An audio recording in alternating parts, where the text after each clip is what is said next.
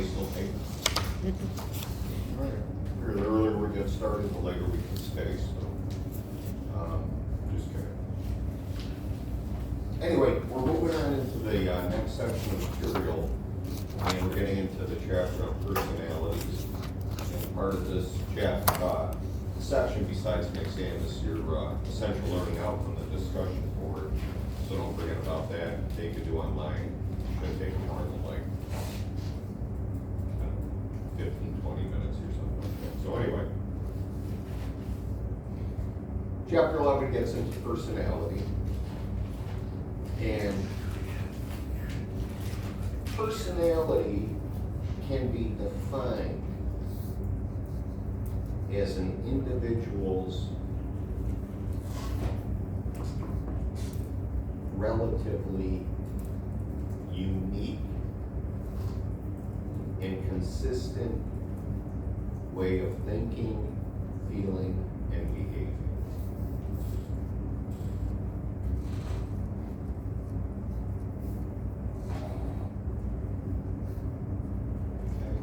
Personality is an individual's relatively unique and consistent way of thinking, feeling, and behaving. If I give you a personality test today, on November 2nd, 2024, bring it back in a year, and if the exam or the test is reliable, means it's consistent. If it's valid, if it's measuring personality, odds are you're going to have the same personality, okay, or relatively close. If you're an introvert or extrovert, whatever the case may be, that doesn't change, okay, unless something happens, you know, drugs or alcohol, brain injury or something like that. Okay. Now, one of the big questions that comes up in psychology when it comes to personality, and this is another biggie in developmental psychology, is personality something you're born with, and that's the nature approach, or is personality something that is the result of an experience? And they call that the nurture approach. So it's the nature-nurture debate. Nature is personality something you're born with. Nurture is personality something that develops as a result of experience. The answer is probably a little bit of both, but what do you guys think? Anybody in here see personality as something, you know, more or less that you're born with? Any nature people? I would say both. Got some, okay, cool. And then anybody more on the nurture side, you see personality as a result of experience? Yeah, I mean, it's going to be both. I mean, the only thing that psychologists really debate in this area now is like how much. You know, how much is the result of nature, your genetics, your heredity, and how much is the result of your experience, your environment, the nurture side. But I'll tell you this. Interesting thing about personality, there's a lot of it that might be something you're born with that you don't realize. I remember reading a study. It was a case study. It was two identical twins. Okay? Identical twin males. They were separated at birth and they were adopted. One of them was raised in England, and one of them was raised here in the United States. So they're genetically the same. Given up for adoption at birth, one raised in the United States, and one raised in England. They met for the very first time. I think they were in their 30s. When they met, and they showed up for their first meeting, they were both wearing eyeglasses and wore exact same style of frames for their glasses. They were both wearing the exact same shirt bought from the same store, like JCPenney's or something. They were wearing the same cologne, They were wearing the same deodorant. They were both divorced. They both had wives with the same first name. They both had dogs, and the dogs had the same name. They both, as kids, were afraid of going into the water on the beach and developed a strategy of walking into the water backwards. Okay, so there's some like weird stuff, you know, things you think is, you know, more the result of preferences or marketing and things like that. But you know, like I said, I thought that was kind of interesting. There's like a whole bunch of other things on the list. I can't remember them all. That were these, you know, two people were, you know, just little weird things here and there. I mean, first wives with the same first name. You know, just some of it coincidence, some of it, like I said, just kind of funny. So now, most psychologists agree, and this is something we'll come back to in chapter 9 if we have time, is that the part of personality that you're born with is your temperament. Your temperament. Okay? Temperament is considered the physical foundations of personality.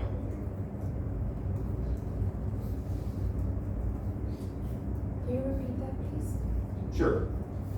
The part of personality that they believe you're born with is something called your temperament. So temperament is considered the physical foundations of personality.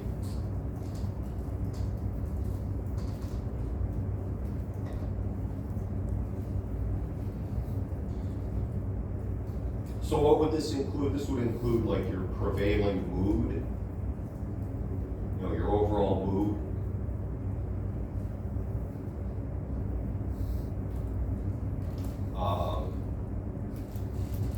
Your like biological rhythms, referring to like the your biological systems, things like your eating, sleeping, even, you know, bathroom cycle, all those like kind of biological cycles, eating, sleeping, going to the bathroom, and then your ability to adapt to change. Your ability to adapt to change.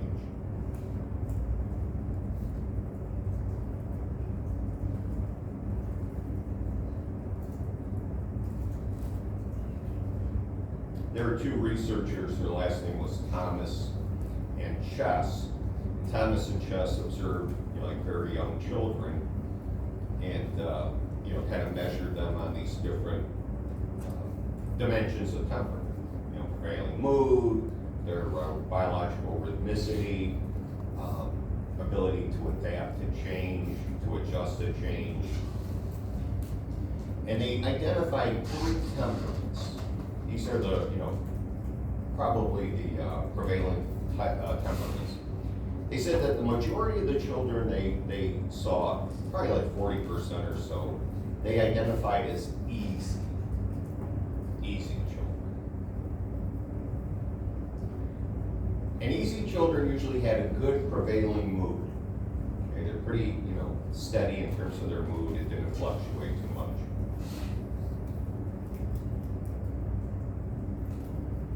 If they got off schedule with any of those biological things, maybe, you know, if they go to sleep every night, you know, 1-year-old or so, they go to sleep every night at 8 o'clock. Let's say there's something going on, a party or something, and I'm going to bed at 11. It just takes them a couple days to get back into their schedule.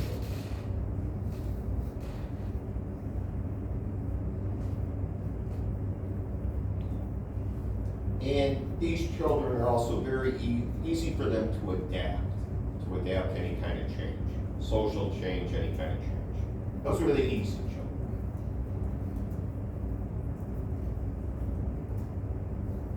About 10% or so were identified as difficult.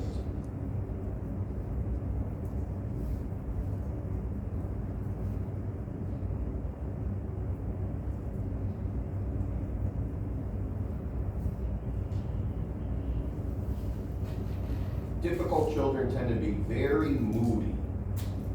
Okay, they're really sensitive. And these children, when they would get upset, it would just sort of escalate, and it'd take them a long time to get them to settle back down.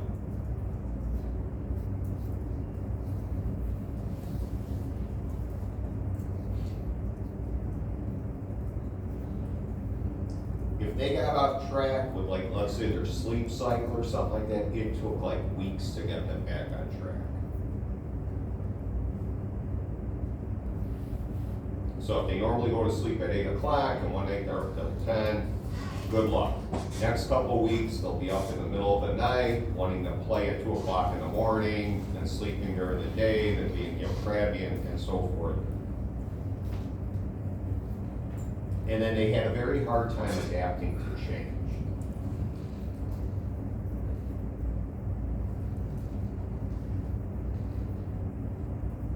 New daycare, new anything would just kind of throw them off. It's not like they were like bad kids, it's just that they were like super, like sort of fussy or sensitive. It just would hit these extremes, it's just hard to reel them back in. The third group of kids, or children they identified, were, they called them slow to warm up.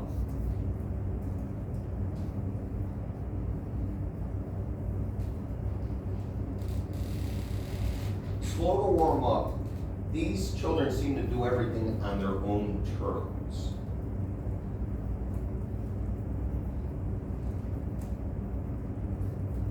Okay, especially in social situations.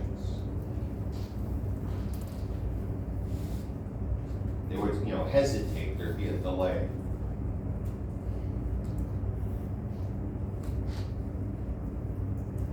If I brought, let's say, a 3-year-old into this room, who was like a slow to warm up 3-year-old, and you guys, try to engage them, like talk to them, and, play with them or whatever, initially you'd have that kid kind of backing off with the big eyes, like kind of freaking out.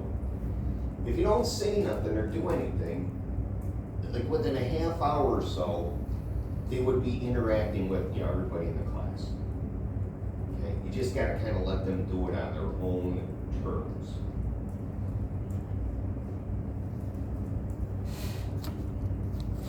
Try to force it or whatever, and it just would not work.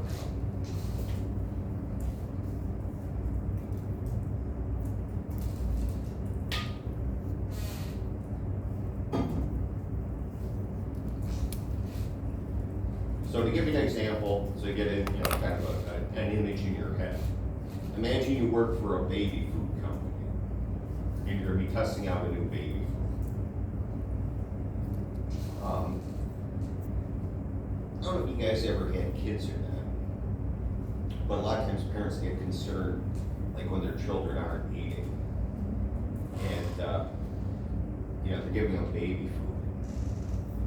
Did you guys ever taste baby food? If the kid's not eating it, I call them normal. Here, have some of this banana and oyster. It's like the grossest crap that it's like, it's terrible. It's like, no wonder they're not eating. I mean, just. The pudding wasn't bad, but the other stuff, just Tasteless. So you're trying out a new tasty baby food, something that would actually taste good. And you got 3 babies. Okay, 1 year old, 1-year-olds. You got an easy, a difficult, and a slow to warm up. Easy children, you give them a spoonful of the new baby food, they swallow it, you offer them another spoonful. If they like it, they'll take it. If they don't like it, they might put like their hand up or like kind of back away, like they don't, they're not interested. You get a difficult 1-year-old, you give them this new baby food, it'll be like right in your face. Get this garbage out of here, I need my regular food. Okay? They get upset or whatever. The slow to warm up, they would take a mouthful and it will just sit there. And then they start drooling, and then it seems like a half hour later they finally swallow it. Okay, And, you know, like I said, everything on their sort of own terms. There's always this like delay, this hesitation while they, you know, kind of figure things out. So those are the different temperaments. So if we come into the world as people with an easy, difficult, slow to warm up, that's going to kind of combine with our experiences to help form our personality. So I mean, just using common sense, I mean, the research shows that out of those three temperaments, easy, difficult, slow to warm up, which of those children do you think get punished the most? Difficult. Okay. And it's just like one of those things that, you know, you're a parent, you're trying, I mean, that just kind of wears you out. And this always will, you know, happen. You'll have this, you know, child who's a difficult child, you take them somewhere, and you see it's like, you know, they need to get to bed by 8 o'clock or whatever, you see it's like 7. And, you know, you're by family and stuff, and they say, yeah, we gotta get going, you know, they go down at 8 o'clock. Oh, quit babying them, let them stay. It's like, you know, great. You know, it's like you don't have to, you know, get them back on track for 2 weeks, you know, kind of thing. So you get that kind of feedback, but, you know, they're just kind of, you know, wearing all the time. And, you know, parents end up yelling at these kids and stuff like that. So that's how you get the sort of to the nature nurture. That's, I think, the best explanation I've heard, and how they all kind of work together. Temperament with your interactions with people around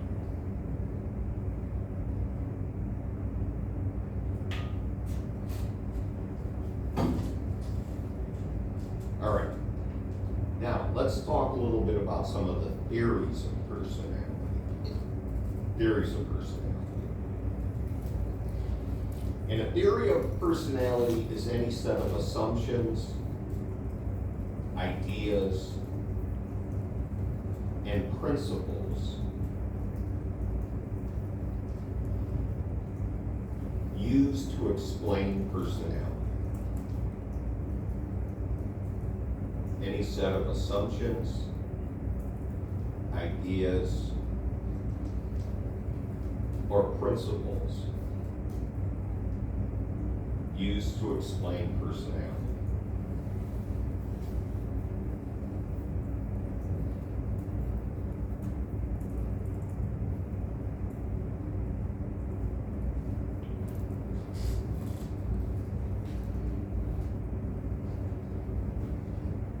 And the first theory that we're going to talk about was actually one of the first theories developed. It was the one developed by Sigmund Freud. You guys remember Sigmund Freud developed the psychoanalytic theory that's based on the unconscious. Well, besides the therapy that we'll get into a little bit in chapter 15, Sigmund Freud developed a theory of personality. And if you recall, when we were talking about Freud, he was the guy who was the neurologist in Austria who had patients coming to him that had like catastrophic disabilities, blindness, paralysis, and he would examine them and he couldn't find anything wrong with them. Okay? And he was learning at the time hypnosis, a couple other techniques, and he started using these, and people that started talking about stuff that they weren't even aware of, or maybe stuff in their childhood, and as they kind of address these issues, their catastrophic disabilities started to go away. Their blindness, their paralysis, you know, different things like that. And so, you know, he started to, you know, look deeper into this in terms of formulating a therapy, and then developed a theory of personality, the psychoanalytic theory.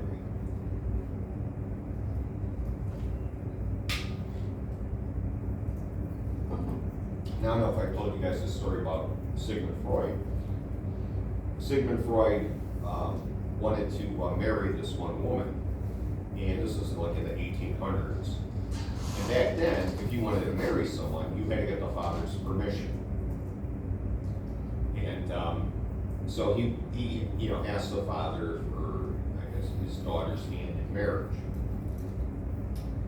And the father said, no.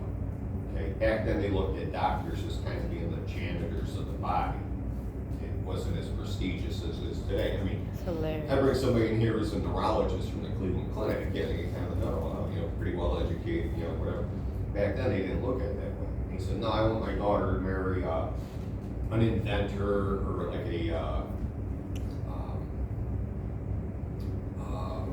what do you call like Christopher Columbus and stuff like that, where they go out, Explore?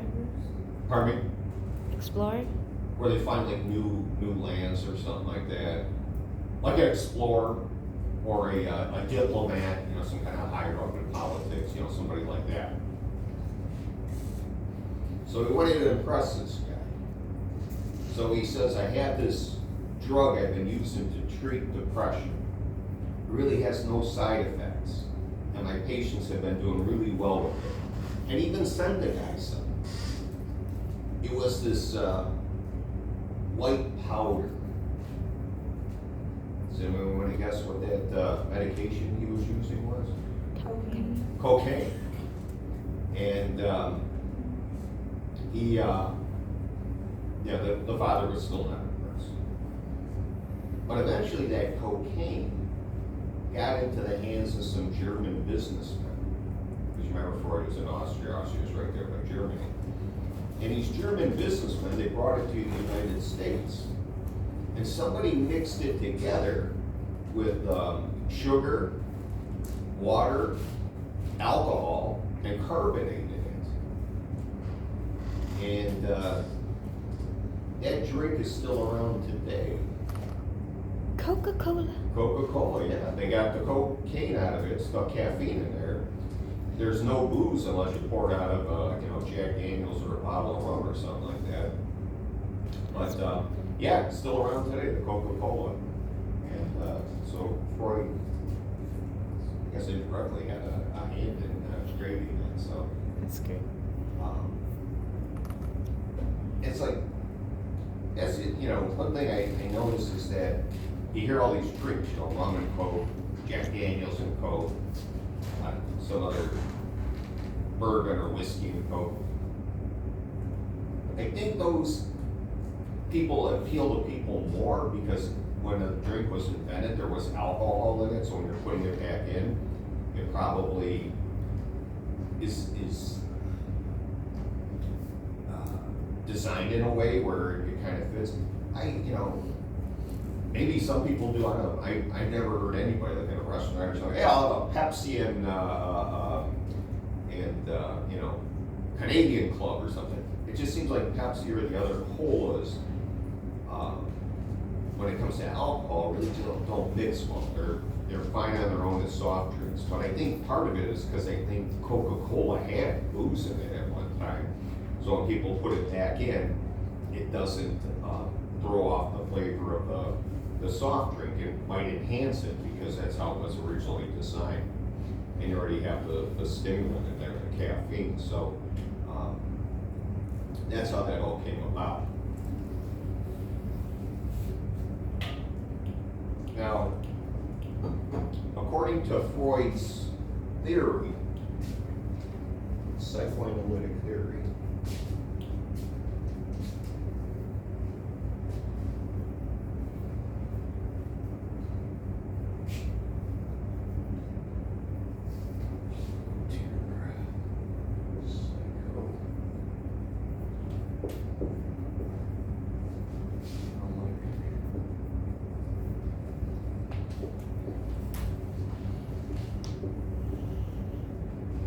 psychoanalysis.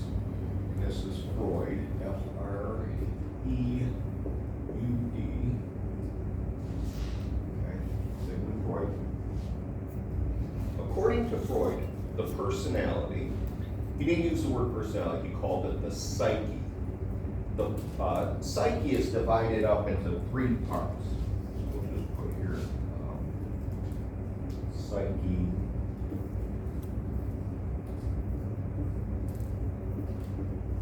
Equals personality.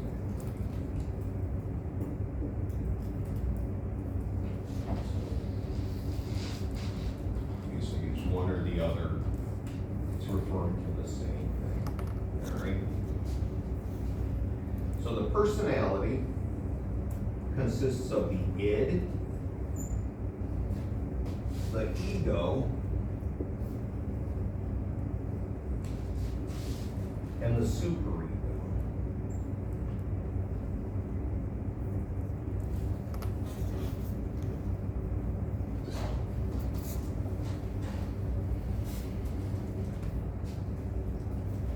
Now, according to Freud, the id is the part of your personality or psyche that you're born with. The id, ID, is the part of the personality that you're born with.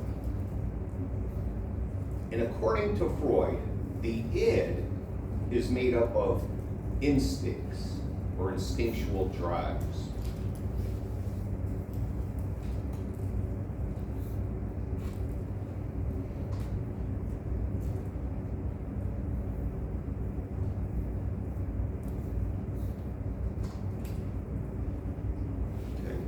Two of the main drives that you would find under the id, one of them is called Thanatos, Thanatos.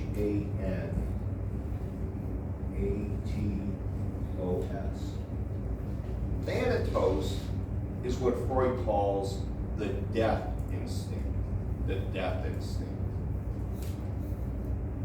So whenever you see like aggression, destructive behavior, people hurting or killing each other or whatever, Freud would say that's stemming from Thanatos, this death drive.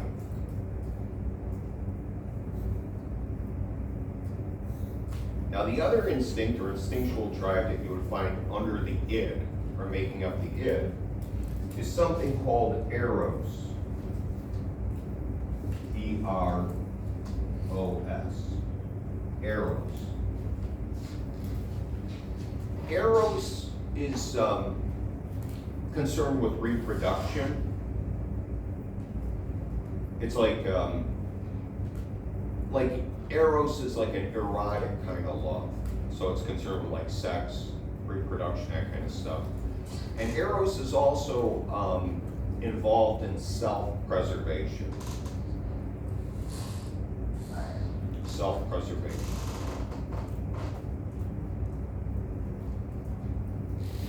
So imagine it's a nice day today. It's a little bit chilly, but let's say it warms up a bit, and you're home, and there's this couple that lives next to you, and they're always fighting, arguing, and they get at it pretty good. And this evening, you're listening, it's a heterosexual couple, and they're fighting and yelling, and it sounds like the guy is actually hitting the woman. Anybody gonna call the police? Anybody gonna go over there and try to break it up? Okay. Anybody gonna say, man, it's getting a little chilly in here, I think I'll close the window? Okay, that would be eros. That'd be self-preservation. I don't wanna go over there. I don't wanna get hurt. I don't wanna die. I don't wanna call the cops, because if they find out I call the cops, they might come over here and beat the hell out of me or something like that, okay? In those situations where somebody is sort of backing up off of the situation and not doing anything, okay? That's part of eros, that's the self-preservation part of it, okay? Now, I said it also involved in sex and reproduction. According to Freud, flowing out of eros is a type of energy. I'll just draw this sort of squiggly line going across. And this energy is called libido, L-I-B-I-D-O, libido. When you talk about somebody's libido, what are you usually referring to? Sex drive? Sex drive, okay? And that's what this is, according to Freud, the libido is the sexual energy the sexual energy that motivates the person. Okay, as you were going to see in his theory, there's a lot of like sex stuff. And part of it is because, like I said, back in his time, it was very conservative. Like if you want to go on a date, you had to bring a chaperone. And if you look at the women, they're like kind of covered from head to toe. What was it? The Victorian era, I think it was called. But they wore a lot of hats and long dresses and stuff like that. Very conservative, and nobody talked about sex stuff. So it's kind of kept within. And when these people started going to Freud with therapy, some sex stuff came out. So he's like, oh, this must be the reason why this develops episodes. Okay. So there's always this sexual overtone when it comes to his theory of personality. So he says this libido, this energy that flows out of Eros, that's what, it all ties back to this. Everything your decisions you make in life and everything like that is tied to this libido. Okay? Now, I gave you two major instincts in the id. You got the thanatos, which is aggression, destruction, and you have eros, concerned with sex, self-preservation. Okay. That's kind of an interesting combo. One other thing I want to tell you about the id is the id is governed. The id is governed by the pleasure principle.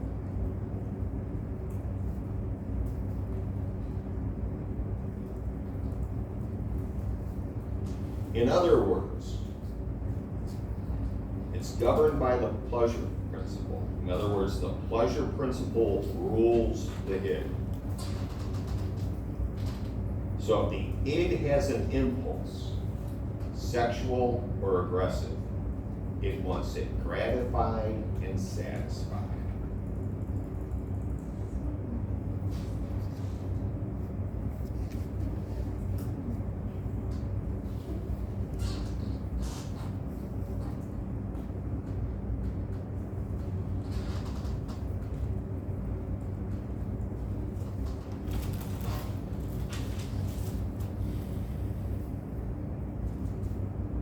Okay, you're invited to some kind of party tonight. You're gonna go. There's a lot of fun going on. There's somebody there you're really attracted to, so you're going. And as you're driving down the freeway, there's this person driving in front of you, keeps cutting you off. They're not going the speed limit, and you're getting angry. Right? And so the id wants to get to this party to see the person and interact with the person you're attracted to, is telling you need to run this person off the road and kill them because they're standing in your way. I want to go and have fun. Okay, the id, it's basic, this came around in the 80s, people have bumper stickers that said, do it because it feels good. That's the id, okay? And anything gets in its way, destroy it. Wow. Now, we can't operate in a society like that. So what happens, around age 2, the ego develops. The ego. And the ego is governed by the reality principle.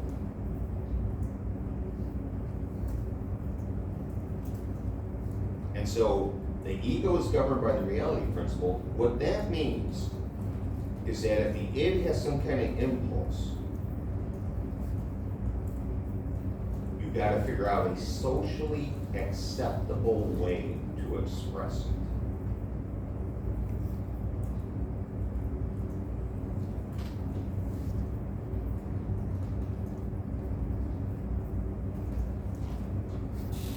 So if you're going to a party and somebody's cutting you off, the id wants you to destroy them, but the ego will step in. And on the freeway, instead of killing the person or running them off the road because they keep cutting you off and you pass them, what might be a more socially acceptable way of dealing with your anger toward this person?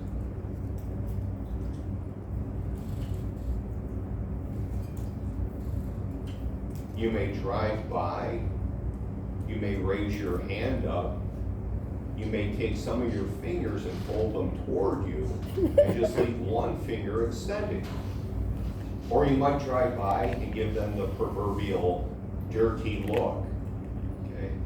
Or mouth something at them, okay? And then that way, you know, that's probably more socially acceptable than killing a person or something like that. Same thing, if you're in class or, you know, some other class or whatever, and you're attracted to somebody, you don't just walk up, hey, after class, you want to have some sex? Okay.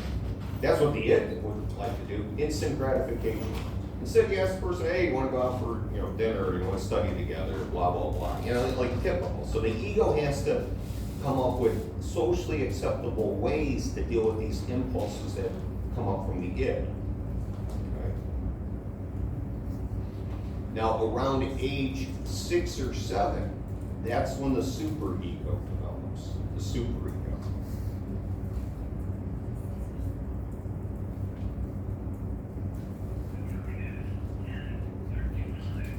The superego is your conscience.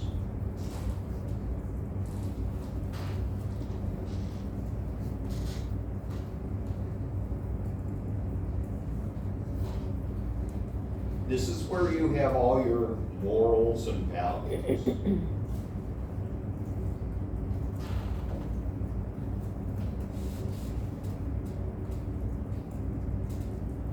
When you live up to these morals and values, the superego will reward you with a sense of pride called the ego ideal. Superego is where you have all your conscience. This is where your morals and values are. And when you live up to them, the superego will reward you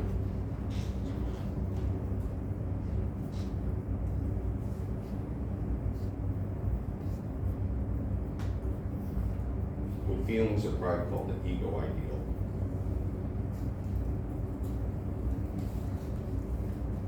So let's say, you know, you have the value that it's always better to get everything ready the night before you go to work or school or something like that. So last night, you know, you're going to be coming here, you're taking a test, and maybe you're going somewhere after. So you decide last night to get yourself all ready, you get your clothes all set up. You know, if you need any kind of lunch or snack, you get that ready. You got the coffee all set up, you hit the timer on the coffee pot. Got your phone, computer plugged in, you know, you're all set, you go to bed. You get up, it's the next morning, everything's ready to go, you take your time, maybe review a couple things for the test, play around on your phone, but you have this sense of pride that you got this all together the night before and there's no rushing around it. Okay? That's the ego ideal. Now, when you don't live up to your values, when you don't live up to your morals, the superego is going to punish you. And it's going to punish you with feelings of what? Shame? Close. The G word. Guilt. Guilt. Okay? So let's say it's last night, you don't get your stuff ready, it's like, oh, I'm tired, I'm just going to go to bed, I'll get up early tomorrow and get this stuff done. And you end up oversleeping. You're running around the house like a maniac. You get the coffee going. You forgot to put the pot on the thing below it. There's coffee all over. It's a mess. And you're sitting there beating yourself up. Why didn't I get this stuff ready last night? Why was I so lazy? Why didn't I, you're going on and on, just kind of beating yourself up. That's the superego kind of punishing you with guilt. You're going to that party. Person's driving, slow, you zip around them, you give them a dirty look, you mouth something at them, or you flip them off, whatever. You zip down the road, okay, here comes the superego. Maybe it's an older person driving a car, super ego is gonna jump in, you know, it's like, oh man, I can't believe you flipped off somebody's grandmother back there. Maybe they're driving slow because they were having a heart attack or something. Or maybe they just lost a spouse they were married to for 40 years. You know, you can't stay in a relationship more than 2 weeks. Okay? And so the superego will start beating you up. You know, if you let it and, you know, beat you up enough, it's like, why don't you go back there and give them CPR? You know, or go back and apologize. You know, that's the superego kicking in, okay? So sometimes this is called psychodynamic theory because it's sort of like a dynamic system. It's fluid moving back and forth. So imagine this. Imagine you're looking in the mirror. What you see, that image, is your ego. All right? You have a little devil on this shoulder. That's the id. You have a little angel on this shoulder. That's your superego. You're in the middle. That's great. The id always has these sort of impulses to give itself pleasure. The superego wants you to be this perfect angel, okay, never doing anything wrong. So as the ego, you're kind of in the middle of these two. And Freud says that when people become overwhelmed by the demands of the id and the superego, one wanting you to do all these kind of bad things, and the other one wanting you to be like perfect, it creates anxiety. Okay, he says that's where anxiety comes in. And what people will use then to protect themselves, and your book goes through some of these, I'm not going to test you on these or whatever, but you can take a look at them, are different defense mechanisms. Different defense mechanisms.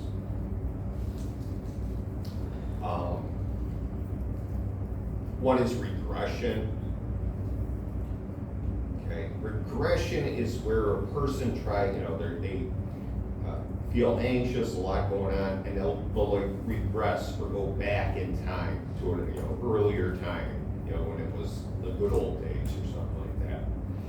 I remember one of my wife's friends was I was watching her sister's baby, and she was giving it a bath, and the baby was like, maybe 1. And her daughter was there. Her daughter was like 3 or 4 at the time. And the woman referred to the baby as, calling her my baby. Well, the daughter, who was like 3 or 4 at the time, corrected her and said, no, I'm your baby. Okay? Her sister came, picked up the baby. Later on that day, here's where regression kicks in. That 3 or 4-year-old was potty trained, peed their pants. So they went back in time to like when they were a baby. Okay, and they were mommy's baby. Okay. Or you'll see somebody that'll be married, they get divorced, and they want to go back, hey, let's go hang out at the bars like the good old days, that kind of. They're regressing, they're going backwards. Okay, because it's a more secure or pleasurable time or something like that. Okay, that's one defense mechanism. There's like 10 of them, I think. I can't remember them all. What is projection? Projection is where you have some sort of you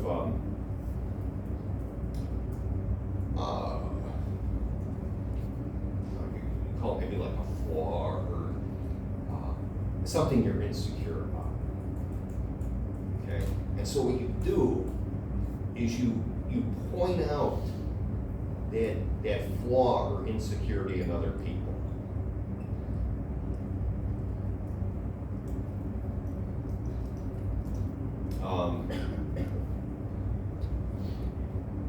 Go back, I don't know how many years ago, 40-some years ago. I remember going to the movies. It was in the movie, I don't know if you guys ever saw it, Halloween time now, but it was called The Shining with Jack Nicholson. Yeah. I think they redid it or something like that. But so when they actually came out, the movies went there, and I went this one, like a double date with this one, young lady, and then her sister came with her boyfriend. Now, her sister was very heavy. Her sister was like maybe 5'1.5", probably weighed over 300 pounds. Okay, that's fine. But there was somebody else who came into the theater who was overweight, and she's like ragging on them, like kind of like, oh my god, look how fat she is. Yeah. I'm like, are you kidding me? It's like you're making fun of this person or whatever. And Freud would call that projection, that she was uncomfortable about seeing that person because it reminded her of her own, you know, being overweight or something like that. So she kind of attacked the other person. There's repression, where something happened to you and you know, kind of purposely put it out of your memory, something embarrassing or something like that, and somebody tries to bring it up. That never happened. You know, that kind of thing, that's repression. There's another one called reaction formation. Reaction formation is where you act the opposite, okay, of how you're feeling.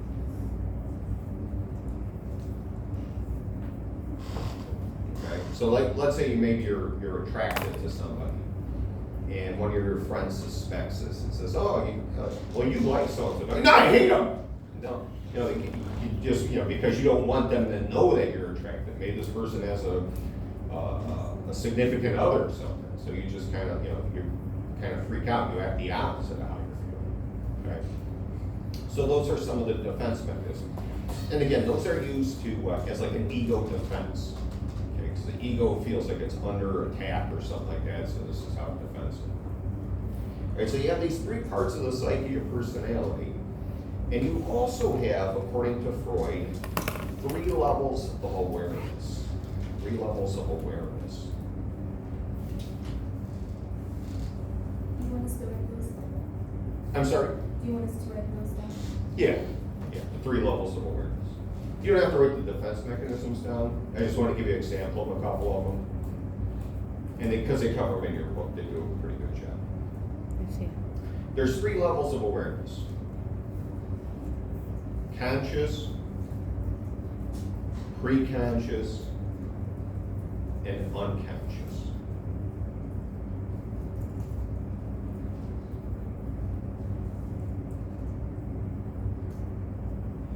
Can you repeat them also, please? Conscious,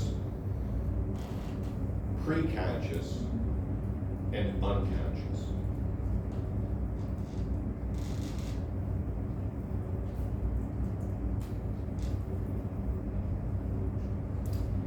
The conscious level of awareness,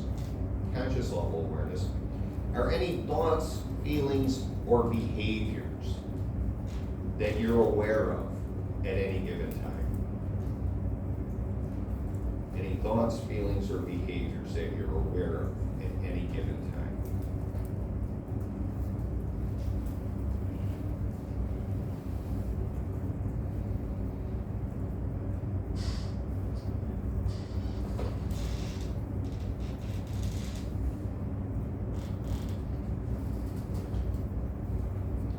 So if I ask, you know, hey, so how you feeling? So I'm tired, or, you know, this or that, or, you know, I'm anxious, or, you know, or what are you thinking about? Tell me what thoughts you're thinking, or, you know, anything like that. That's your conscious level of awareness. Whatever you're aware of it, you know, in a given time.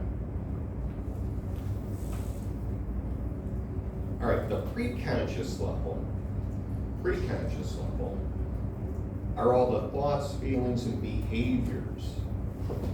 Thoughts, feelings, behaviors that you're not aware of,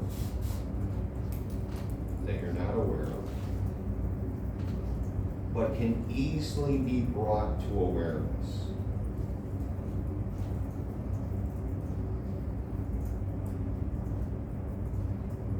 Thoughts, feelings, behaviors you're not aware of them, but they easily can be brought to awareness.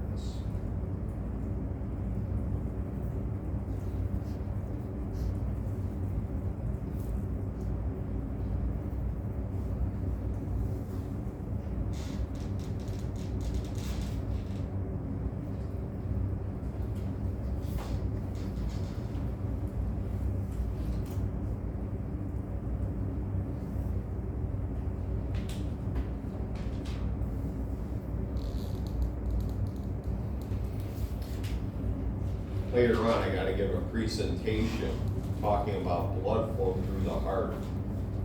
And since I had you guys here, I wanted go through it real quick, and then tell me if it sounds okay, and then give me any feedback you can, so it sounds, better to listen.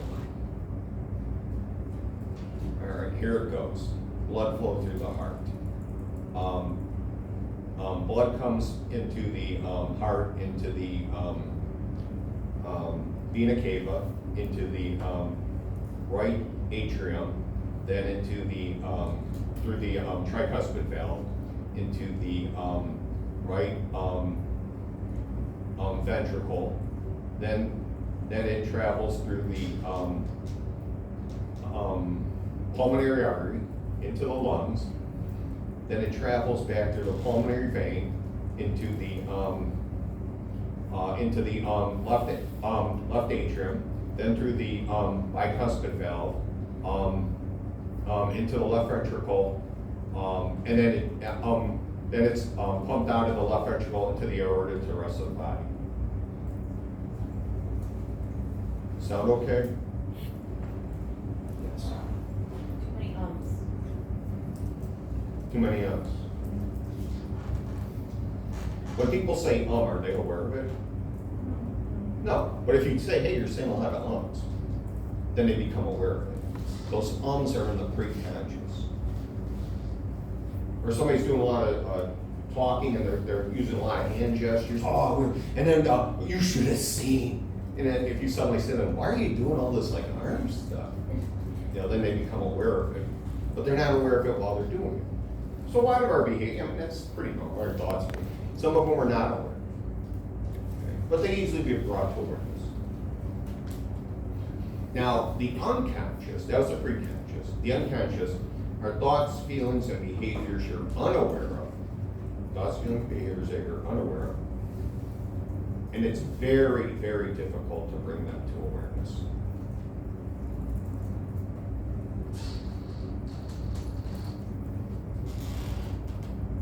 Remember I said with Freud, he was talking to those people doing hypnosis and bringing up all this stuff, and their disabilities were going away, because he was probing into their unconscious, the stuff that they were totally unaware of.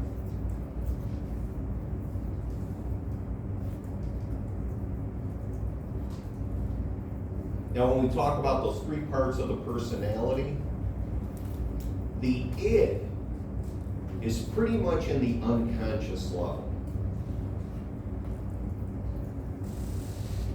It's in the unconscious level. So if you're sitting in class, like, I'm kind of bored, let's see what the id's up to today. You just can't, find it because it's in the unconscious. It's buried down there. The other two, the ego and superego, they're in the conscious and preconscious levels. They could go in the unconscious a little bit, okay? But for the most part, when we talk about your ego and superego, they're either in the preconscious or conscious levels. It, for the most part, is in the unconscious.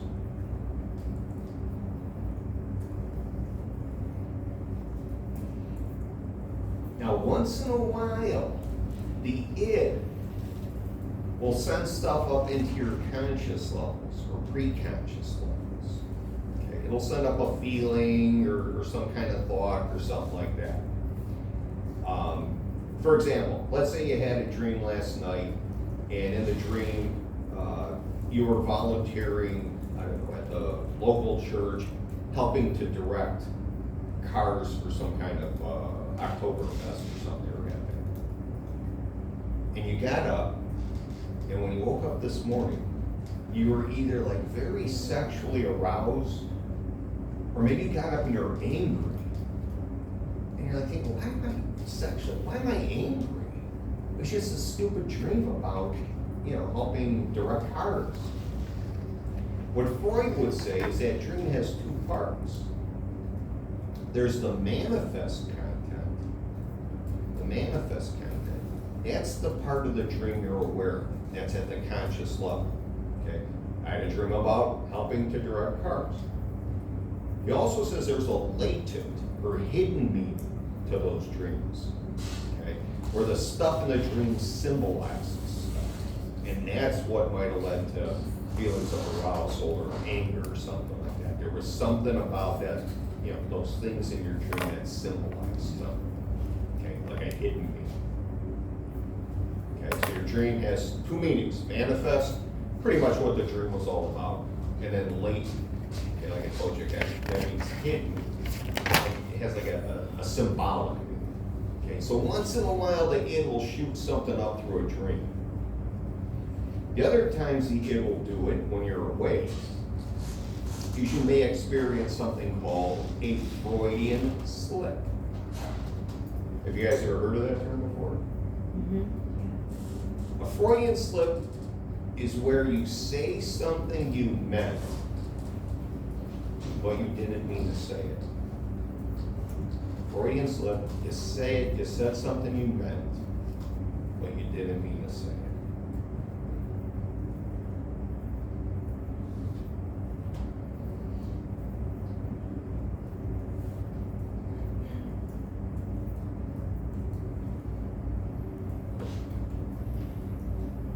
It's like that text or email you sent, but you didn't mean to hit the send button. So it's coming out of your mouth. Okay, so for example, let's say my wife has a job and she's got this boss, and he invites us over to a party tonight at his house. And let's say I can't stand this guy, I hate him. And I tell my wife, I'm not going, I can't stomach the guy. If I'm there for more than 5 minutes, I'm gonna throw up. And she's like, you gotta go, because I'm, you know, if I don't go, it's not gonna look good. You know, I applied for a promotion. We gotta go. You know, and at least make a face and just go or whatever. I know you don't like them, but we gotta go. And I said, okay, fine, we'll go. But we're leaving at 9:30. Okay, I'm punching out at 9:30. We're done. Okay, so she says, yeah, that's fine. So we go to this party. And I put on my defense mechanism, my reaction formation, and I put on a fake smile, and I pretend like I'm having a good time. yeah, when I hate being there. But I'm acting the opposite to the way I'm feeling, because I don't want to sit there with a frown on my face, because what's everybody going to do? What's wrong? So I don't want that. So I put on this phony, facade, acting the opposite the way I'm feeling. And it's about 9:25. And I nudged my wife, time to go. I'm having a good day. We gotta get going though. So we're leaving. And her boss is seeing us out the door. And puts his hand on my shoulder and says, it's great seeing you. Hey, we gotta maybe get together for dinner sometime. And I say to him, sounds good. I can't wait not to do that again. I can't wait to do that again, or something like that. It's like I didn't mean to say it, but it came out. Okay, that would be a Freudian slip. That's something coming up from the unconscious, from the id. Okay, that thanatos, that aggressive kind of, destructive, hateful kind of thing coming up. Okay, so they do come up.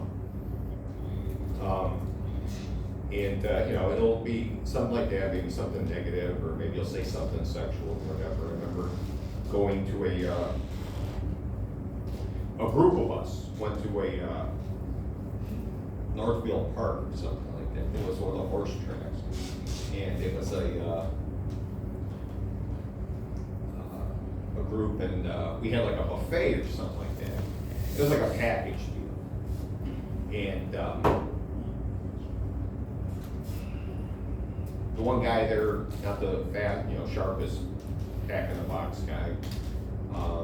He was one of these guys, he went with us. Everybody tried to ignore him the whole time. And he disappeared for like 2 hours. Nobody knew where he went. And then he, surfaced or whatever. But anyway, so we have dinner. And he made a Freudian slip. I was embarrassed when he did it. So I was like sitting right there. But he asked the female server if tips were included in the price of the package. All right. And all I'm gonna say is this, he did not say the word tips. Use your imagination. And it was like, it's sort of embarrassing when he said it. And he never even like corrected himself. I don't even think he realized he said it, but he said it. And I'm like, oh my gosh, I can't believe this guy just said this. And I wanted to crawl under the table. But, so that would have been another example like a Freudian slip, where people say stuff, they don't mean it, they're, you get them distracted, and then they say things or whatever that, could be embarrassing, so. All right, so this we'll do next week, we'll pick up, I'll talk about the processes involved in the development of the psyche or personality. And then we're gonna go through his psychosexual stages, okay? Of how these different parts develop, like when the ego develops, superego especially. And then we'll talk about the learning theorists, how they see personality, pretty short. They don't have an elaborate theory like this. And then hopefully we can get into the third force in psychology, the humanistic approach. And I'm gonna pull Maslow out of chapter 8, because I think they have him there. And I think he fits more with Rogers over here, so we'll go to that. So, any questions?